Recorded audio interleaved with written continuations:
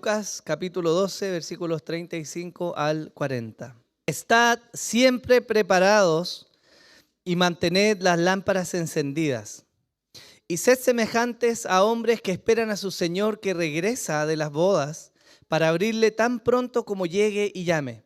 Dichosos aquellos siervos a quienes el Señor al venir halle velando. En verdad os digo que se ceñirá para servir y los sentará a la mesa y acercándose les servirá. Y ya sea que venga en la segunda vigilia o aún en la tercera y los halle así. Dichosos son aquellos siervos. Podéis estar seguros de que si el dueño de casa hubiera sabido a qué hora iba a venir el ladrón, no hubiera permitido que entrara en su casa. Vosotros también estad preparados, porque el Hijo del Hombre vendrá a la hora que no esperéis. Amén. Hermanos, ¿recuerdan ustedes cómo fue el proceso de espera de su primer hijo? Quienes han experimentado la espera de un hijo, quienes han sido padres, saben que ese es un proceso lleno de desafíos y emociones. El embarazo, hermanos, supone un tiempo de gran expectativa, de preparación y de, sobre todo, de una vigilia constante. Ustedes saben que el nacimiento va a llegar en algún momento. Pero la verdad es que cuando enfrentamos ese proceso no tenemos claridad del día y el momento exacto en que va a llegar. Pudiera ser en la madrugada, en medio del día, quizás en una reunión familiar o a la mitad del tráfico. Algunos en Navidad o en víspera de Navidad, otros en fiestas patrias. Yo sé que hay hermanos patriotas acá. Y la verdad es que a pesar de que cuando hay un embarazo, se sabe que el bebé va a venir, no hay una completa certeza de cuándo va a llegar. Y este proceso, hermanos, de la espera del bebé, también está marcado por grandes cambios en el matrimonio. Nuestras esposas se vuelven más sensibles, sus cuerpos experimentan cambios físicos y la vida presenta mayores desafíos debido a los cuidados que ellas deben tener, ¿o no? Los esposos también experimentan momentos de incertidumbre. Son desafiados en su servicio a sus esposas y en su capacidad de prever las múltiples necesidades emocionales, físicas y espirituales de la persona que Dios puso al lado de ellos, ¿o no? Y aunque todo esto presenta un grado alto de incertidumbre, hermanos, hay una ruta que parece ser relativamente clara cuando nos preparamos para recibir un bebé. Los padres se organizan y comienzan a preparar las habitaciones, la cuna, la silla del auto, la ropa y quizás lo más importante, el bolso que van a tener cuando van al momento del parto, ¿no? ¿Sí o no? Todo debe estar listo para el momento en que el bebé ha de nacer. Y a medida que avanzan los meses y se acerca la fecha del parto, la actitud de los padres comienza a cambiar. Si al principio se parece algo lejano, ya cerca del día en que va a dar a luz, la actitud de los padres cambia. Cualquier dolor parece ser indicio de que pudiera acercarse el bebé, ¿o no? Todos los signos son de alerta y los padres de alguna manera están despiertos y atentos a lo que pudiera pasar porque viene un bebé en camino, ¿cierto? Eso quiere decir que en ese momento no hay espacio para la improvisación. Todo debe estar listo. ¿Se imaginan lo que pasaría si el bebé va a llegar y no tiene ropa? ¿Y el bolso no está armado? ¿Y usted le pide a su esposo que busque las cosas 5 minutos antes de salir? Eso es un desastre, se lo aseguro. Hermanos, asimismo el Señor Jesús nos llama a vivir con esta actitud de vigilancia y preparación, aguardando su venida. Eso es lo que el texto que acabamos de leer nos está diciendo. La parábola que acabamos de leer precisamente muestra eso. El Señor ha de venir. La promesa está y la iglesia sabe que Él va a venir, pero no sabemos cuándo va a venir. Por lo tanto, lo que Jesús está diciendo en este texto es un desafío a sus discípulos a mantener una actitud particular en el proceso de espera. Porque aquel que aguarda algo se prepara para ese momento. Pero el que no lo aguarda vive su vida, como decía mi abuelita, como un pajarito. No se preocupa de nada. Yo espero que a nadie le digan así acá. Pero hay pajaritos, ¿cierto?, que no se preocupan de nada, ellos viven nomás. Andan por las ramitas, buscan gusanitos, pasean sin tener preocupación de nada. Pero la vida de un creyente no puede ser así. Hay promesas que marcan la ruta que nosotros debiésemos caminar. Y de esto, hermanos, es lo que habla la parábola que hoy día estamos viendo. Y me gustaría partir mencionando precisamente esto. ¿Qué es la parábola? ¿De qué nos está hablando esta parábola? ¿Cuál es el contenido de la parábola? Y lo primero a mencionar es que esta enseñanza está dirigida a un público particular. Lucas nos dice al inicio del capítulo que había multitudes que estaban con Jesús y Él estaba enseñando en medio de ellos. Pero parece ser que en medio de toda esa enseñanza pública, Él voltea la mirada y comienza a hablarle ahora a sus discípulos. Él comienza a hablarles ahora a ellos, los escogidos, los que están con Él. Otra cosa que vemos es que esta parábola se encuentra de alguna manera encajonada en dos imperativos. Es muy importante notar eso. El Señor parte diciendo algo en el versículo 35 que no es una consulta ni una sugerencia. Él da un imperativo. Él les dice, tienen que estar preparados. Comienza a explicarles cómo tienen que estar preparados a través de la parábola y termina con el versículo 40 volviendo a decirles, deben estar en una forma particular. Ahora, ¿qué es lo que dice la parábola? Recuerde usted que estamos viendo las... Gracias. Estamos viendo, ¿qué? Las parábolas. ¿Qué parábolas? Del reino. Y la parábola tiene una particularidad que lo he dicho creo que todas las veces que he predicado. La parábola tiene la particularidad de que a través de un relato conocido en la audiencia transmite una enseñanza en particular. ¿Cierto? Es decir, no nos estamos fijando en las chalas que llevaba el hombre o si la puerta tenía un cerrojo por fuera, por dentro. No nos estamos fijando en eso, sino en lo que él está buscando transmitir. Y la parábola dice lo siguiente. Había un hombre que salió de su casa y fue a una boda. También había siervos que estaban en la casa de este hombre y que son llamados a esperar diligentemente el retorno de su amo. ¿Para qué?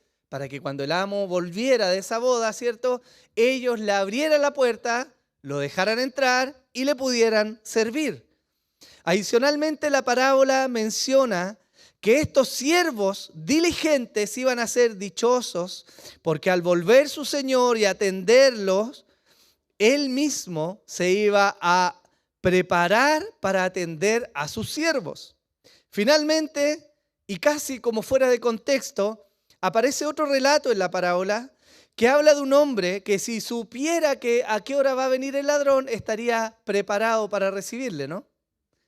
Eso nos está diciendo la parábola. Ahora, hermanos, ¿cuál es el sentido de esta parábola?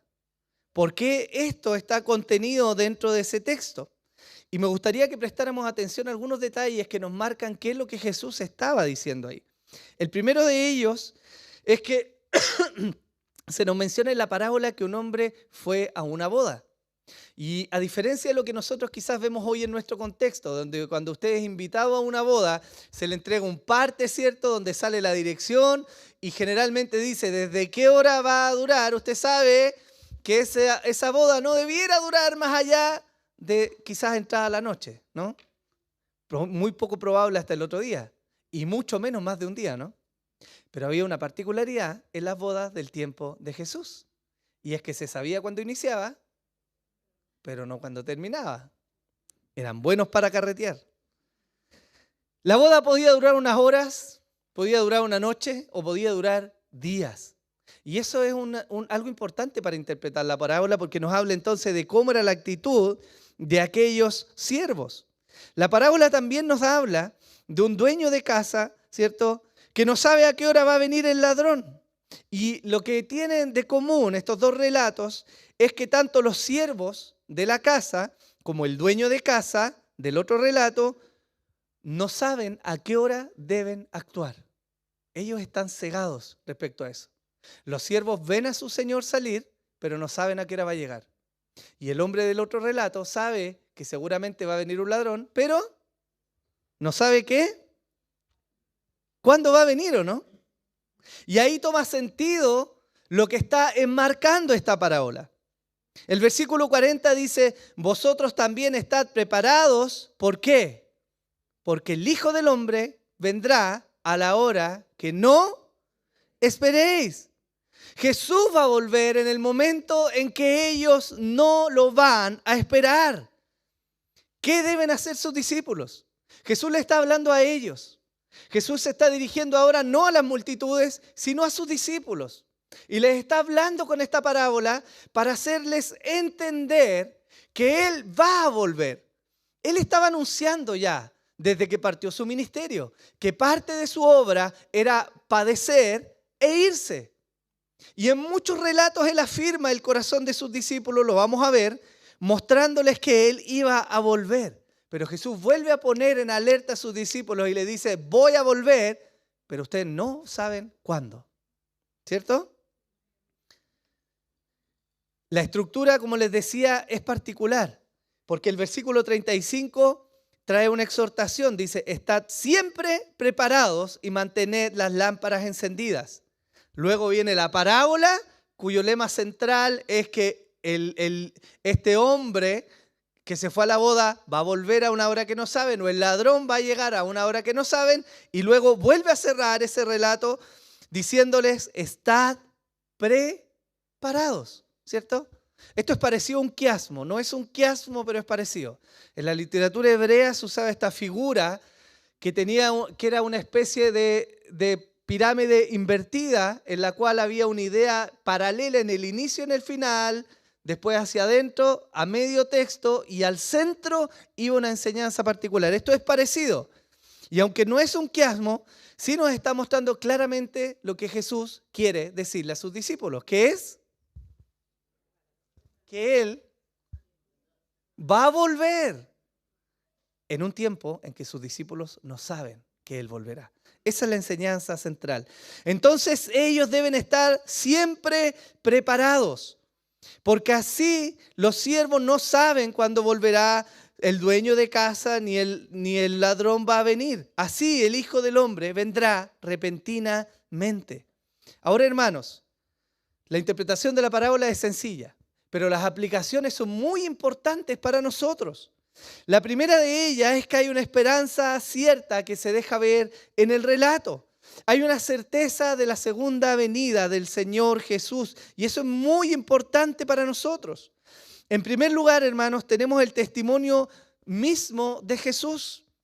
En Juan 14, versículos 1 al 3, Él estaba con los discípulos y les dice lo siguiente: no se turbe vuestro corazón. Creed en Dios, creed también en mí. En la casa de mi Padre hay muchas moradas. Si no fuera así, os lo hubiera dicho. Porque voy a preparar un lugar para vosotros. Y si me voy y preparo un lugar para vosotros, ¿qué dice después? Vendré otra vez y os tomaré conmigo. ¿Para qué? Para que donde yo estoy, allí estéis también vosotros. Por la misma boca de Jesús, Él dijo que su regreso era inminente. Él va a volver. Él se lo mencionó en muchas ocasiones a los discípulos. Él va a volver. Los evangelistas dejaron registro de esto. Marcos 13, 24 al 26 y su paralelo en Mateo 24, 29 al 31 dice así: pero en aquellos días, después de esa tribulación, el sol se oscurecerá y la luna no dará su luz, las estrellas irán cayendo del cielo y las potencias que están en los cielos serán sacudidas. Entonces verán al Hijo del Hombre que viene en las nubes con gran poder y gloria.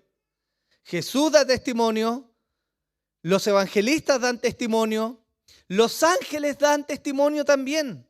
Hechos 1, capítulo versículos 10 y 11 dice, y estando mirando fijamente al cielo mientras él ascendía, aconteció que se presentaron junto a ellos 2 varones en vestiduras blancas, que les dijeron, varones galileos, ¿por qué estáis mirando al cielo?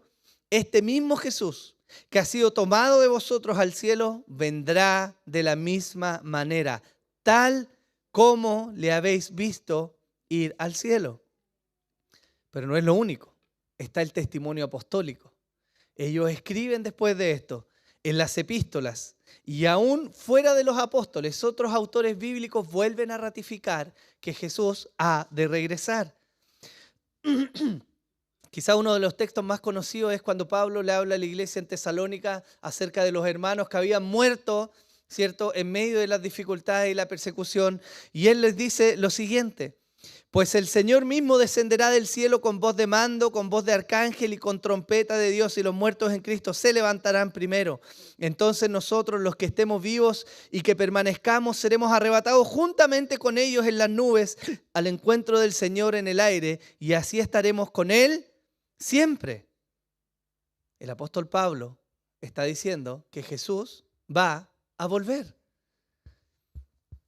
En la carta a Tito, escrita por el apóstol Pablo, también se nos dice en el capítulo 2, versículo 13, aguardando la esperanza bienaventurada y la manifestación de la gloria de nuestro gran Dios y Salvador, Cristo Jesús. El apóstol Pedro también escribe de esto. En 2 de Pedro, capítulo 3, versículos 9 al 10, dice así: el Señor no se tarda en cumplir su promesa, como algunos entienden la tardanza, sino que es paciente para con vosotros, no queriendo que nadie perezca, sino que todos vengan al arrepentimiento. Pero el día del Señor vendrá, ¿cómo? ¿Qué particularidad tiene cuando viene el ladrón? Que no avisa, ¿cierto? En el cual los cielos pasarán con gran estruendo y los elementos serán destruidos con fuego intenso, y la tierra y las obras que hay en ella serán quemadas. Y el apóstol Juan también escribe de esto. En su primera epístola, capítulo 3, él dice: amados, ahora somos hijos de Dios y aún no se ha manifestado lo que habemos de ser. Pero sabemos que cuando Él se manifieste, seremos semejantes a Él, porque le veremos como Él es. Otros autores de la Biblia también testifican del regreso de Jesús.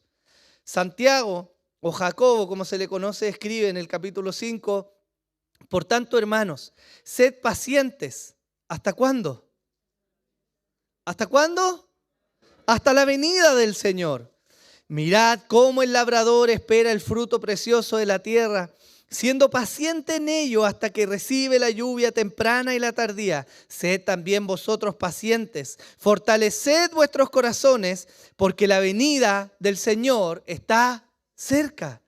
El autor de Hebreos también da testimonio de esto, Hebreos 9. Y así como está decretado que los hombres mueran una sola vez y después de esto el juicio, así también Cristo, habiendo sido ofrecido una vez para llevar los pecados de muchos, aparecerá por segunda vez, sin relación con el pecado, para salvar a los que ansiosamente le esperan.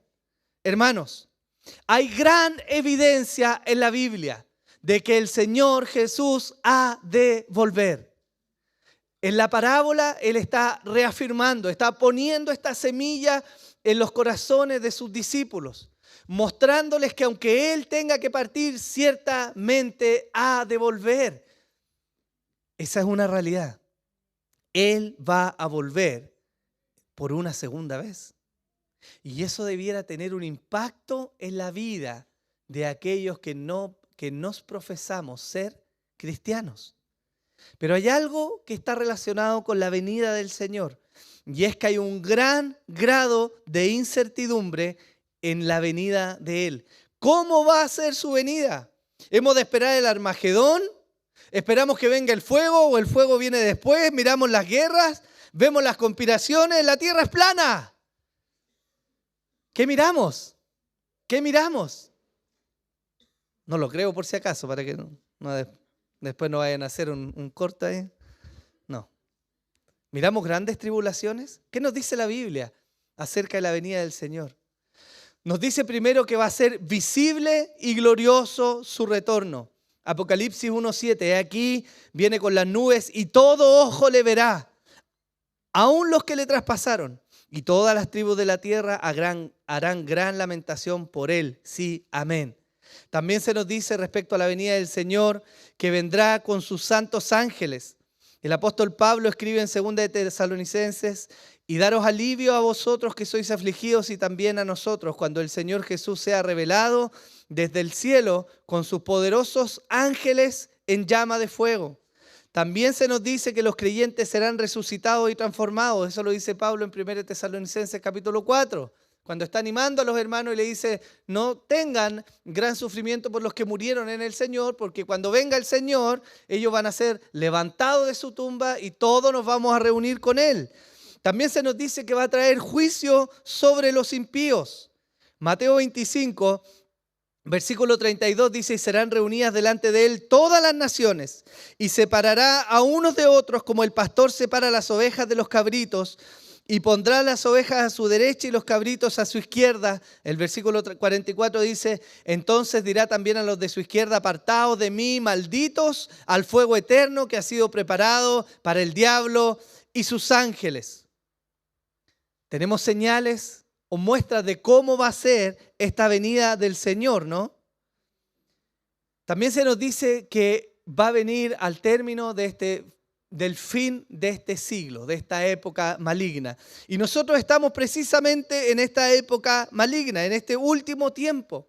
El Señor va a venir y va a cambiar eso, ¿no? Mateo 24, versículos 33 al 36 dice: así también vosotros, cuando veáis todas estas cosas, sabed que Él está cerca, a las puertas. En verdad os digo que no pasará esta generación hasta que todo esto suceda. El cielo y la tierra pasarán, mas mis palabras no pasarán. Pero de aquel día y hora, ¿qué dice ahí? Nadie sabe, ni siquiera los ángeles del cielo, ni el Hijo, sino el Padre.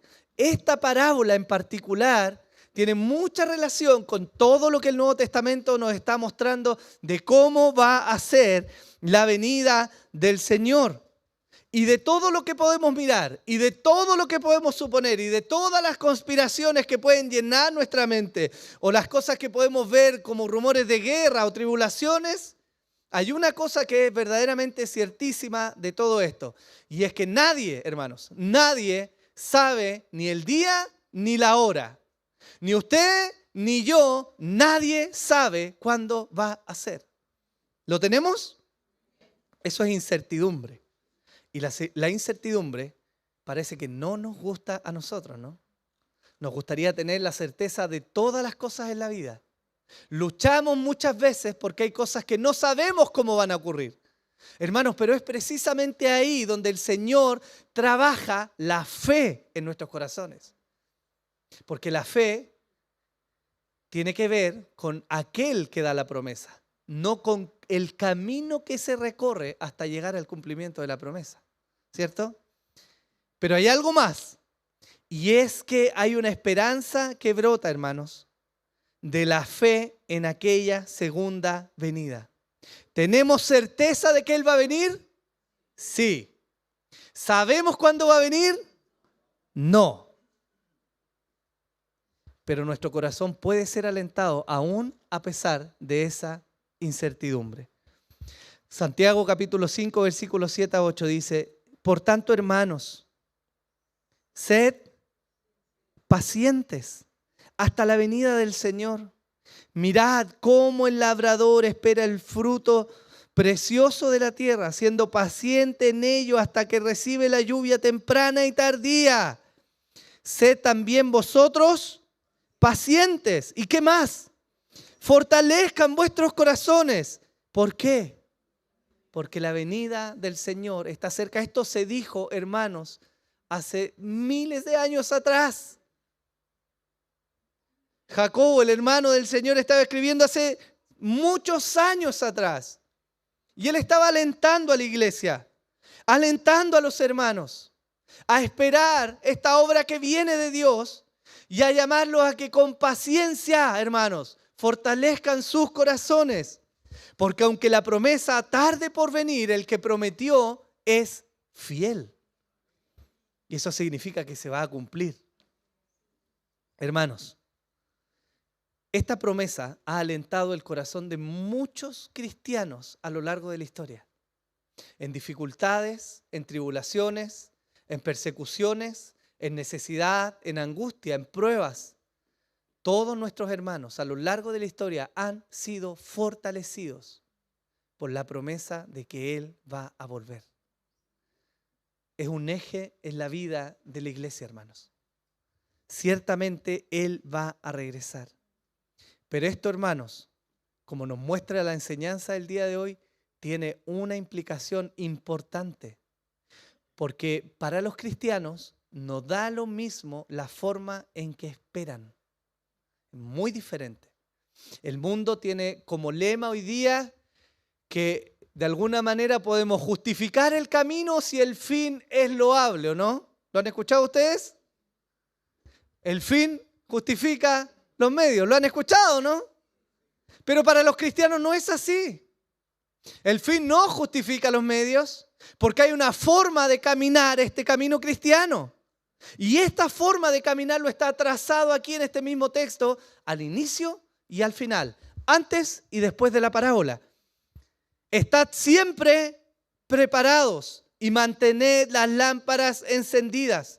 La palabra que se usa en la versión de la Biblia de las Américas, que se usa como preparados, en la Reina Valera, para los que estamos acostumbrados a esa versión, dice ceñidos, que viene de una palabra griega que significa sujetar con alguna correa o las manos la ropa a fin de prepararse para correr o para realizar algún trabajo intenso. En aquel tiempo, hermanos, no existían los jeans. Los hombres no vestían con un pantalón como el que vestimos nosotros hoy día, que es cómodo, ¿no? Puede correr, se puede mover. Pero en aquel tiempo no. Usaban unas vestiduras largas, unas túnicas. Y usted no sé si ha tratado de correr alguna vez con una bata de baño, con la toalla cuando se la pone acá. ¿Ha tratado de correr o no? Yo no quiero que me cuente lo que pasa cuando no logra correr. Pero no se puede correr, por hermano. Y esa palabra es la que el autor está hablando en términos de la preparación.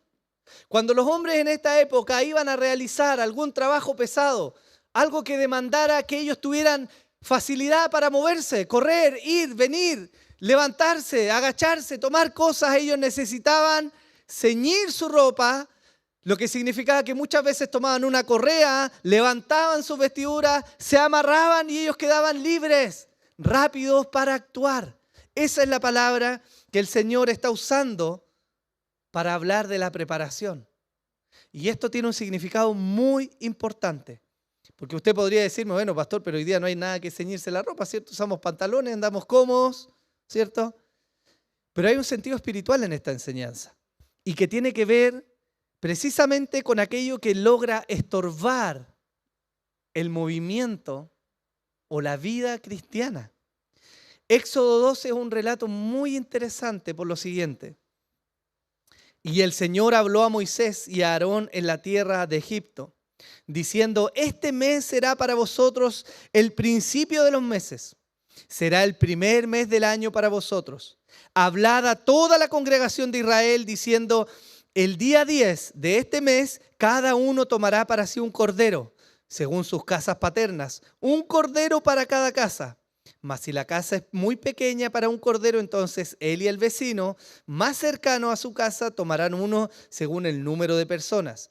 Conforme a lo que cada persona coma, dividiréis el cordero. El cordero será un macho sin defecto de 1 año.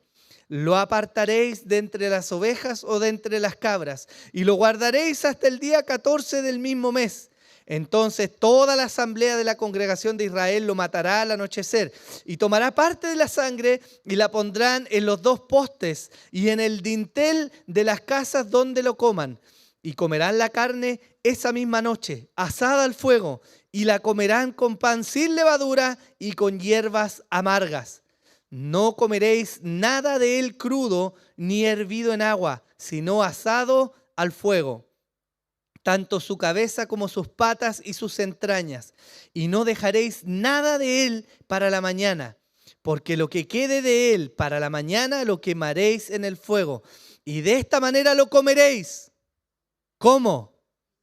Ceñidos vuestros lomos las sandalias en vuestros pies y el cayado en vuestra mano. Lo comeréis apresuradamente. ¿Por qué? Porque es la Pascua. ¿Y qué era la Pascua? Cuando el pueblo de Israel se encontró en Egipto y vivió todo ese proceso de esclavitud y de arduo trabajo, y el Señor levantó a este hombre Moisés y a su hermano Aarón, y vinieron y proclamaron y trajeron estas plagas, hasta que fue quebrantado el corazón de Faraón por el Señor. Ellos iban a salir. Dios tenía que sacar a su pueblo. Y la salida de Israel fue repentina y rápida. Ellos no tenían tiempo que perder. Ellos necesitaban salir rápidamente. Eso es lo que es la Pascua. Esa misma noche en que el pueblo de Israel celebró la Pascua, el ángel del Señor pasó por las casas. Los llantos comenzaron a escucharse por toda la tierra de Egipto. Cientos de niños murieron esa noche. Y el dolor y la tristeza cubrió la tierra, hermanos. Para los egipcios, eso fue un momento de dolor. Para los israelitas fue la señal de Dios que ellos eran libres. ¿Qué vino luego? Ellos tuvieron que salir. Los mismos egipcios tomaron a los israelitas y le dijeron: váyanse, salgan de esta tierra. Y les dieron joyas y los enviaron y los corrieron rápidamente de ahí. Y eso fue posible por lo que el Señor había hecho. Pero en lo práctico fue posible porque ellos estaban preparados para salir. No estaban empacando a última hora sus cosas. No los pilló con incertidumbre. El Señor les dijo: esta noche van a ser libertados. Y esa noche fueron libertados. Hermanos, esto es lo que Jesús está trayendo a la mente de sus discípulos al contarles esto. Ellos sabían el relato. Ellos conocían la historia. ¿Cómo no iban a conocer la salida de Egipto? Habían sido enseñados por sus padres, por los rabinos, y las generaciones antes de ellos sabían cómo Dios los había libertado. Por eso Jesús usa estas palabras para mostrarle que la libertad va a venir de manera repentina. Esa es la venida del Hijo del Hombre. Su segunda venida, hermanos, es sinónimo de libertad para el pueblo del Señor. Es la consumación de su reino. Es la consumación de la promesa para todos los que aguardan en Él. ¿Pero qué se demanda? Que ese pueblo esté preparado. ¿Por qué? Porque no saben cuándo va a venir. ¿Cómo lo hacían entonces, hermanos? ¿Cómo lo hacían entonces estos discípulos? El autor de Hebreos nos da una pista. Hebreos capítulo 12, versículo 1 dice: por tanto, puesto que tenemos en derredor nuestro tan grande nube de testigos. ¿Qué dice ahí? Despojémonos también de todo peso y del pecado que tan fácilmente nos envuelve, y corramos con paciencia la carrera que tenemos por delante. Hermanos, el sentido espiritual de lo que estamos leyendo responde de alguna manera a la siguiente pregunta: ¿qué puede estar estorbando nuestro crecimiento espiritual? ¿Qué es lo que te estorba? O dicho de otra manera, ¿estás preparado para la venida del Señor? Y quizás alguna de sus mentes teológicas elevadas va a decir: pastor, pero si el Señor me salvó, ¿por qué me tengo que preparar? Estamos listos, ¿no? Pero fíjese que la pregunta está de alguna manera mal formulada. Porque aquel que es hijo va a estar preparado. El que no es hijo no va a estar preparado. Pero nos habla hoy día a nosotros que estamos acá viviendo en este tiempo para reflexionar respecto a cómo estamos viviendo nuestras vidas en Dios. Porque no basta venir un domingo a la iglesia, hermanos. No basta haber adherido a una confesión, haber dado un curso o haber sido miembro. Eso no es sinónimo de salvación, es la vida diaria. Es lo que hay en nuestro corazón, es nuestra devoción al Señor, es cómo vigilamos y aguardamos su venida. Eso da testimonio. de si realmente somos hijos o no. Por lo tanto, es un motivo para reflexionar. El apóstol Pablo dice en 2 de Timoteo capítulo 2, versículo 4, ningún soldado en servicio activo se enreda en los negocios de la vida diaria. ¿Por qué? Para agradar a aquel que lo reclutó como soldado. Y fíjense que el apóstol Pablo no está diciendo que los hombres no participen en las cosas cotidianas de la vida. Está hablando de que se enreden. No sé si usted alguna vez ha querido saltar alguna zarza, alguna zarzamora. ¿Ha tratado de pasar alguna vez por encima de ellas? Bueno, inténtelo cuando vaya al campo, hermano. Yo a mi edad ya no es mucho lo que puedo saltar, así que es un camino más recto. Pero se va a dar cuenta que las espinas se le van a empezar a enganchar en los pantalones y lo van a empezar a tironear.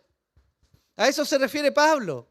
No se refiere a no participar de la vida en este mundo, se refiere a que no seamos atrapados por esta vida. De manera que tengamos libertad. ¿Para qué? Para seguir el camino del Señor. Eso es lo que nos está diciendo. Para Pablo, hermanos, hay cosas que nos enredan, que nos privan de servir a Dios como debemos. Hay un relato en particular que nos habla de esto. En Lucas capítulo 9 se nos dice así. A otro dijo, está hablando el Señor, a otro dijo, sígueme. Pero él le dijo, Señor, permíteme que vaya primero a enterrar a mi padre. Mas él le dijo, deja que los muertos entierren a sus muertos, pero tú ve y anuncia por todas partes el reino de Dios. También otro le dijo, te seguiré, Señor, pero primero permíteme despedirme de los de mi casa. Pero Jesús le dijo, nadie que después de poner la mano en el arado mira atrás es apto para el reino de Dios. Hermanos, ¿acaso es malo que enterremos a nuestros padres? ¿Acaso es malo que nos despidamos de los de nuestra casa? Este hombre que está hablando de enterrar a su padre, ¿cierto? Era un hombre que le estaba diciendo, deja que mi padre muera, que cobre mi herencia y ahí te voy a seguir, Señor. ¿Cierto? Este hombre que estaba diciendo, deja de despedirme de los de mi casa, significa, tengo asuntos que ver allá. Eso es más importante. Eso debo atender, Señor. Pero después de que lo atienda, ahí te voy a seguir. Y Jesús radicalmente le dijo, no. No hay competencia. Ninguno que se haya dispuesto a vivir este camino y mira atrás es digno del reino de los cielos. Y eso es desafiante para nosotros, hermano. Porque vivimos en una tensión constante del, lamentablemente hoy día, decir ¿hasta cuándo es lícito seguir al Señor? ¿Cuánto más? No vamos a ser fanáticos, hermano. No, que ya hay muchos fanáticos hoy día. ¿Cómo se le ocurre si vamos a la iglesia una vez a la semana? No, qué fanático. ¿En serio? Yo entiendo que hay que cuidar un equilibrio, ¿no? Pero Dios no deberá ser el norte de nuestra vida totalmente. Porque Él cuando llamó a sus discípulos le dijo, el que quiera venir en pos de mí, tome su cruz y sígame. Y esa cruz no es sinónimo de fama, de reconocimiento, de éxito, de buen vivir. Es sinónimo de negación y de muerte, hermanos. Eso dijo Jesús en su tiempo, no lo estoy diciendo yo. Ese fue el mensaje de Jesús. Radicalmente difícil de tragar en este tiempo. Pero marca el tenor, hermanos. Porque habla entonces de quienes son verdaderamente hijos del Señor. Hermanos, cuando el Señor regrese, ¿nos va a encontrar viviendo para Él y para su reino? ¿O para nuestro deleite y nuestro reino? Porque finalmente eso es lo que está diciendo Jesús. Los siervos pudieron haber dicho, como se dice acá en Chile, ¿cierto? El gato salió y los ratones hacen fiesta, ¿no? Acostémonos, quizás el amo se va a demorar en llegar. ¿Cuánto tiempo? Hagamos nuestras cosas, vamos a acostarnos, hagamos una fiesta. No sé, hermanos. Tantas cosas que pudieron haber pensado los siervos según la parábola. Pero ellos tuvieron una característica, nos dice, y es que fueron siervos fieles. Ellos esperaron. No sé si a usted le gusta esperar. A mí no me gusta esperar, hermanos. Y creo que es un mal de nuestra generación, que queremos todo rápido, ¿cierto? Pero imagínense esperar ahí. en una hora incierta, tarde en la noche, pendiente, atento, a que cuando el Señor llamara, ellos rápidamente iban a ir a abrir. Esa es la actitud. Eso es lo que el Señor está diciendo. Y eso significa, hermanos, o desafía más bien la forma en que nosotros vivimos hoy nuestro cristianismo. El Señor les dice, estén ceñidos, preparados. Y también les dice en el versículo 35, preparadas las lámparas. No sé si se recuerda, pero en aquel tiempo no estaba en él, aunque igual se le hubiera cortado la luz varias veces, pero bueno. Pero no había una empresa eléctrica, un servicio que proveyera iluminación continua con un clic. Ellos debían preparar sus lámparas. De hecho, hay otra parábola que vamos a ver que habla un poco de esto. Ellos debían preparar sus lámparas. Estaban en completa oscuridad dentro de las casas. Y si no había luna llena, peor era el escenario afuera. Imagínense tratar de llenar de aceite una lámpara en medio de absoluta oscuridad. Si usted es muy hábil, quizás no se tropieza con los muebles de su casa. Pero trate de echar aceite de un recipiente a otro en plena oscuridad. ¿Qué va a hacer? Un desastre, hermano.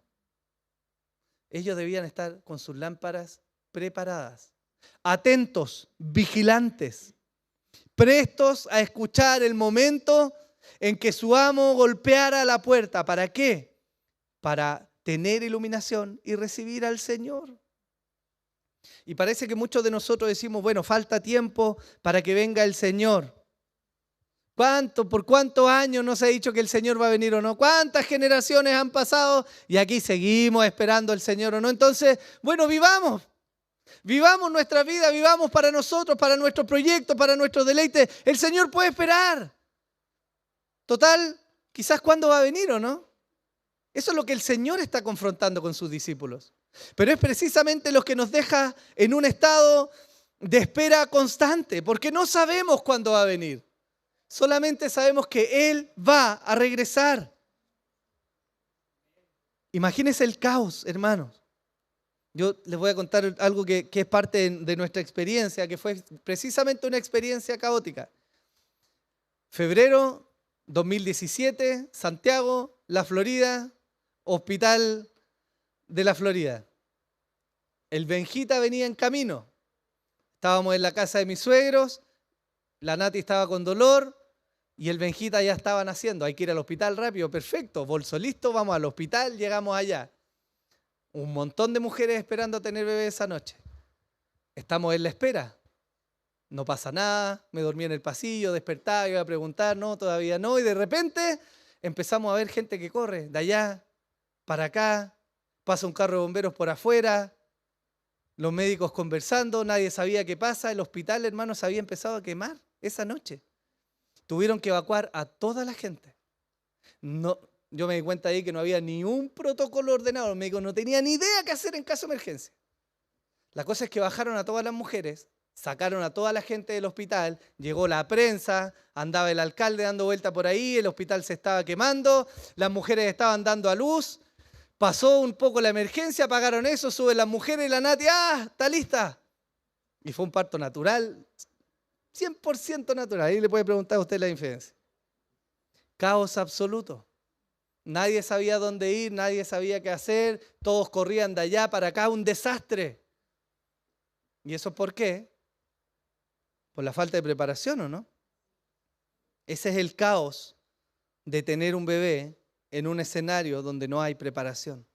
Y es lo que el Señor de alguna manera está usando en esta parábola para mostrarle la importancia a esos siervos de estar preparados para el día en que el Señor retorne.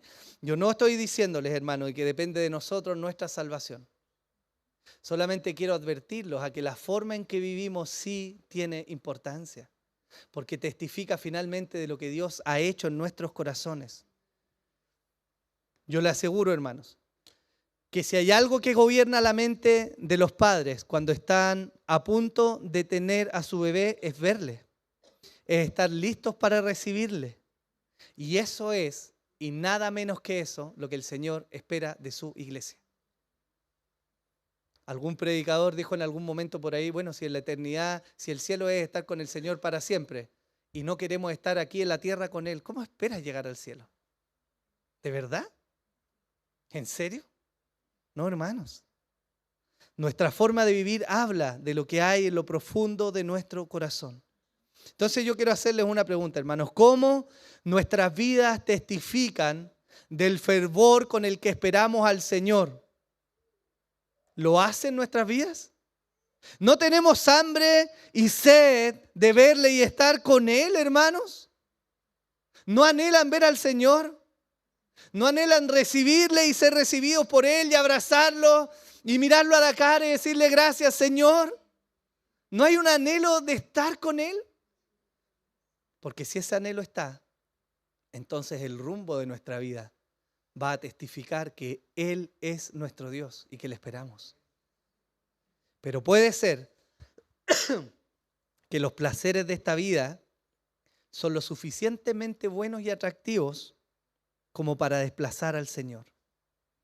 John Piper lo dijo en una de sus prédicas famosas acerca de este sueño americano de la jubilación, algo muy común en algunos años atrás en Estados Unidos, donde el sueño de todo norteamericano era llegar a ese momento en que se jubilaran y pudieran estar guatita al sol el resto de los días de vida que le queden, caminando por la playa diciendo qué linda creación, Señor, recogiendo conchitas, ¿cierto?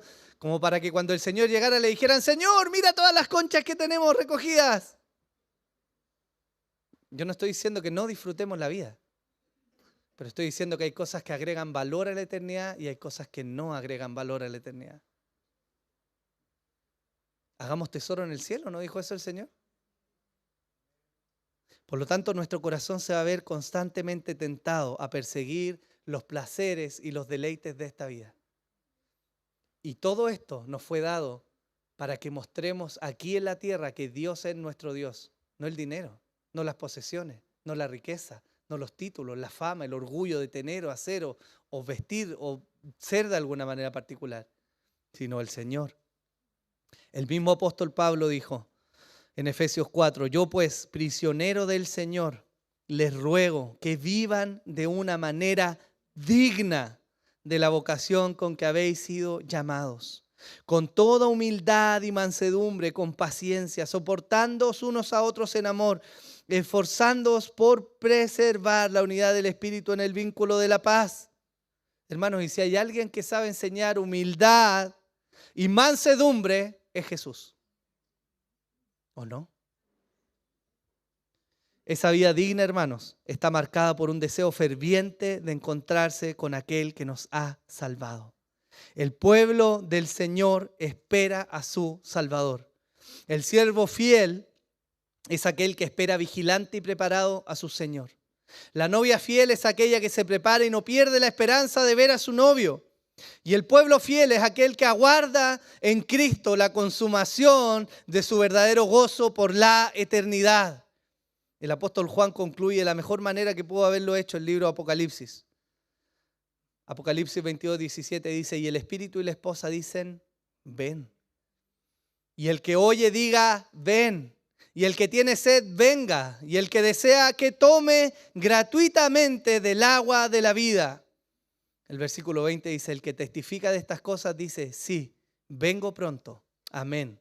Ven, Señor Jesús.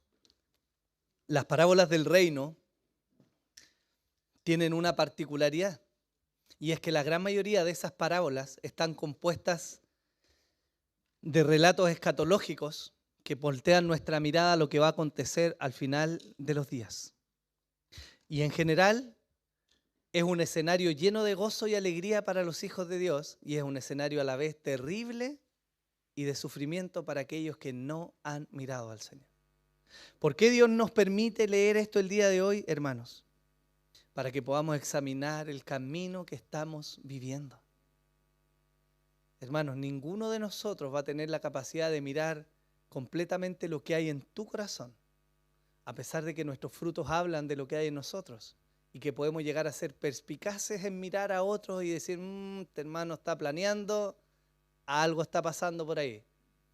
Pero al final, ninguno puede mirar el corazón de otra persona. Pero el Señor al cual servimos, nuestro Dios, Él ve todas las cosas. Ve todos los corazones. No hay nada oculto delante de Él. Puedes burlar al hombre, puedes burlar a tu esposa o a tus hijos, pero a Dios jamás lo podrás burlar. Yo te pregunto, hermano, ¿estás preparado si el Señor viniera hoy día? ¿Lo anhelas en tu corazón? ¿Estás vigilante, expectante a que tu Señor vuelva por ti? Porque si no, entonces mi invitación es a que te arrepientas de la vida que estás viviendo y que puedas voltearte al Señor. Él es amplio en perdonar a aquellos que se humillan delante de Él y le piden perdón. Y también es amplio en bendecir y galardonar a aquellos que han permanecido fieles y le han esperado.